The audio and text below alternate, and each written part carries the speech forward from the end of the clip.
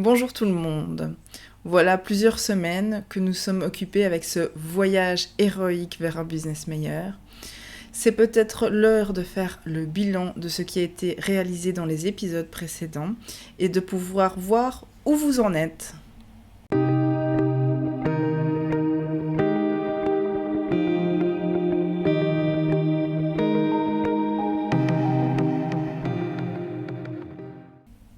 Comme vous l'aurez compris, le début de ce voyage héroïque était vraiment une introspection, une analyse de la situation dans laquelle vous vous trouviez, de vous-même, de pouvoir un petit peu se poser des questions sur ce que vous désiriez, quel était vos enjeux, vos priorités, vos besoins, vos forces, les menaces qui se pointaient à l'horizon avant de pouvoir se lancer dans le corps de ce voyage.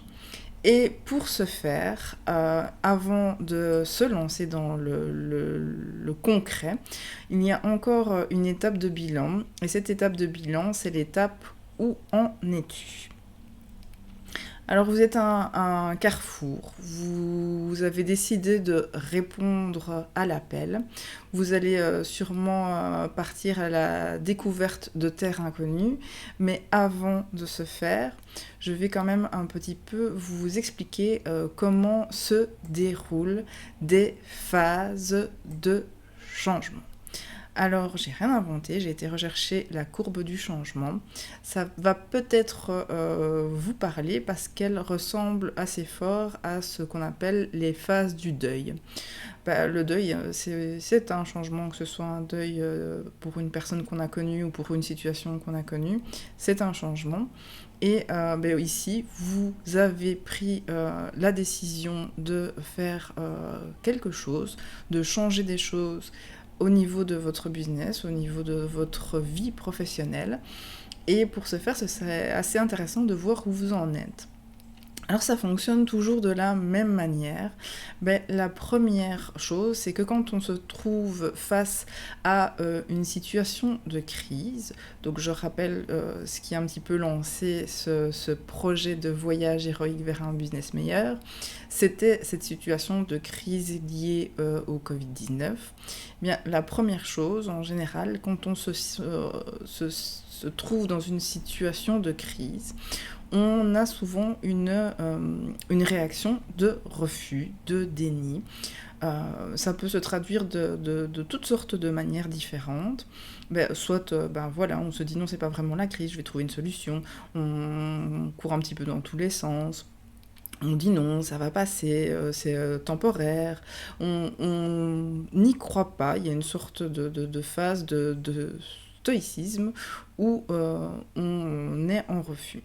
Alors, vous voyez que sur le graphique que je vous propose, on voit que je vous ai mis en haut et en bas ce qui vous donne de l'énergie, ou ce qui fait que vous avez de l'énergie plus, ou si vous êtes en déficit d'énergie. Donc quand on est dans cette situation de refus, on est dans une sorte de situation neutre. Il n'y a pas d'énergie débordante et il n'y a pas de perte d'énergie. Alors l'autre axe, c'est l'axe qui part d'une situation d'insatisfaction à une situation de satisfaction. On se rend compte aussi que quand on est dans cette phase de refus, on est plus du côté de l'insatisfaction, mais on s'en rend pas toujours tout à fait compte, puisqu'on est dans une sorte de déni. L'étape suivante, c'est la phase de la colère. Donc vous avez sûrement, vous l'avez vécu ou vous avez vu autour de vous. Il y a de plus en plus de gens qui sont en colère à cause de cette situation, à cause de toutes sortes de choses. Parce que il y a un changement qui s'opère et on n'aime pas le changement en général, et comme on n'aime pas, on a besoin de passer après cette phase de refus à cette phase de colère où on blâme tout le monde, où on n'est pas content et où on réagit de manière, je vais pas dire violente, mais de manière assez négative à ce qui se passe. troisième phase, c'est la phase dite de dépression. Alors, c'est pas pour ça qu'on est en dépression et qu'on doit aller consulter, mais c'est une sorte de phase où on est déprimé, où on baisse un petit peu les bras, on est vraiment à l'énergie 0,0 négative, hein, on n'a plus rien envie de faire, et on n'a pas accepté, mais on est vraiment en phase descendante. Après cette phase de dépression, en général, c'est une phase où on se sent victime des éléments, où on a une certaine tendance à se plaindre, ce qui n'est pas négatif non plus, hein. Il faut exprimer ce qu'on ressent. Et après une phase de résignation, on se dit, bon ben voilà, c'est comme ça, je sais plus, il n'y a rien grand-chose à faire. Je suis résignée face à ce qui se passe, face à cette crise, face aux choses négatives qui m'arrivent.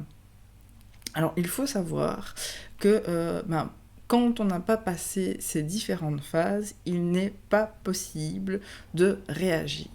Donc, si vous êtes ici en train de travailler sur des solutions, et si vous avez tenu, parce que vous êtes c'était peut-être un moment de colère ou de déni, mais si vous avez tenu au moins sur ces 5 et sur ce 6e épisode, c'est que vous avez passé ces 4 étapes qui sont le refus, la colère, la dépression et la résignation. Sans passer par ces étapes-là, c'est pas possible de pouvoir se dire « je vais faire quelque chose ». Donc je voulais absolument vous montrer ces étapes pour que vous voyez le parcours que vous avez déjà réalisé. Pour vous dire, voilà, en cette fin d'année, j'ai quand même déjà bien avancé. Et donc vous avez pris une décision, vous vous êtes dit « oui, je peux le faire, je peux avancer sur ce parcours, je crois qu'il est possible de faire quelque chose pour avoir un business meilleur ». Tout ça nous amène dans la courbe montante, courbe qui est censée nous apporter plus de satisfaction. Et donc la dernière phase, c'est la phase de l'intégration, la phase où on est plus en accord avec la situation dans laquelle on est, dans la phase dans laquelle on veut faire des choses, on sait qu'on peut, mais là on veut faire des choses et on va les faire de la manière la plus adéquate et la plus nourrissante possible. Voilà. Donc, on se dirige vers la fin de ce bilan de tous ces points clés que j'ai remis dans un petit graphique où on cherche l'équilibre entre les facteurs d'échec et l'objectif désiré. Je vous propose donc sur ce petit graphique à côté d'y noter tous vos mots-clés qui représentent tous les domaines qu'on a parcourus durant ces 6 épisodes. Alors si vous avez envie, ce petit graphique, vous le scotchez à votre frigo ou vous le mettez sur votre bureau pour pouvoir y jeter un coup d'œil de manière régulière, pour pouvoir vous rappeler tout ce qui est ressorti de cette partie d'introspection. Alors si tout se passe comme je le pense, cette vidéo sortira le jour du réveillon de Noël. Donc je vous souhaite d'ores et déjà de très bonnes fêtes et je vous donne rendez-vous à l'année prochaine, en 2021, pour continuer ce voyage héroïque vers un business meilleur.